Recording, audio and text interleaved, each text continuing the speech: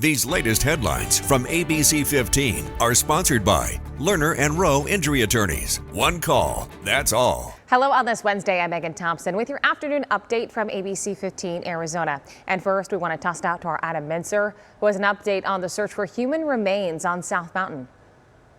After more than 3 hours of searching, around 8:15 this morning, it appears that crews recovered human remains from South Mountain. Our cameras rolling as the ATVs came off the mountain, and crew used a stretcher to transfer what was under that white tarp to the medical examiner's vehicle. This began Monday when Phoenix PD got reports of human remains found on South Mountain on the west side, but needed special equipment to recover it. This trailhead at the west side of South Mountain was closed this morning while those recovery efforts were underway. It does appear to be open now. Reporting at South Mountain, Adam Mincer, ABC15, Arizona. Tracking the latest on a wildfire watch, the Dragon Bravo fire has now burned more than 130,000 acres. Containment still at 13% as crews are working around the clock to put this mega fire out. If you are impacted by the wildfires and you live in Page, the Southwest Area Complex Incident Management Team 2 will be holding a meeting today to update you on their progress. If you'd like to go, it'll be at the Cab Auditorium at Page High School starting at 6 p.m.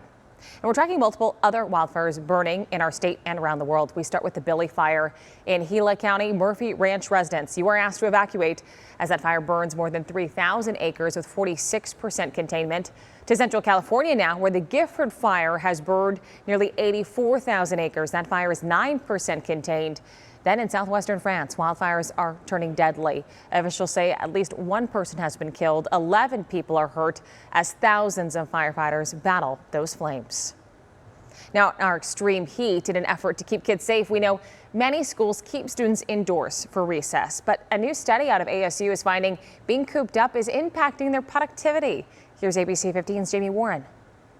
This new ASU study shows that one solution for kids who are cooped up on extreme heat days is more shade. In fact, researchers say just being in the shade can automatically drop the temperature by about 7 degrees. But here's the thing. Across the country, only 30% of schools have adequate shade. Researchers use this robot-looking tool called Marty to collect all of this data.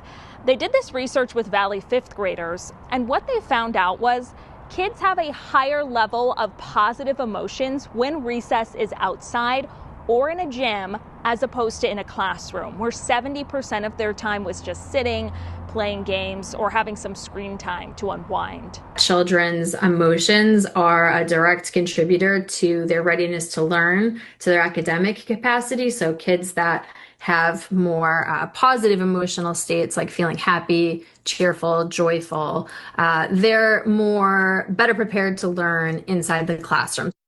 Allison Polis, who just heard from there, tells me what this means is that more shade in spots where they can actually play is needed. We know that can be expensive, so in an effort to take some action for you, they did give me a list of the grants that schools can apply for. We put them under this story at ABC15.com. And then as for the days where it's simply too hot and kids are indoors, students still need to actually move, which can be tricky with limited space, but they do have a list of indoor ideas that schools can use to get all of those wiggles out. We also have that posted on ABC15.com. They are hoping that this study prompts real change and in return can really benefit students in school.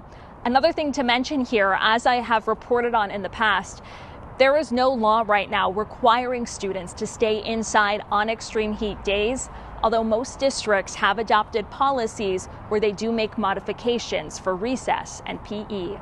In Phoenix, Jamie Warren, ABC 15 Arizona.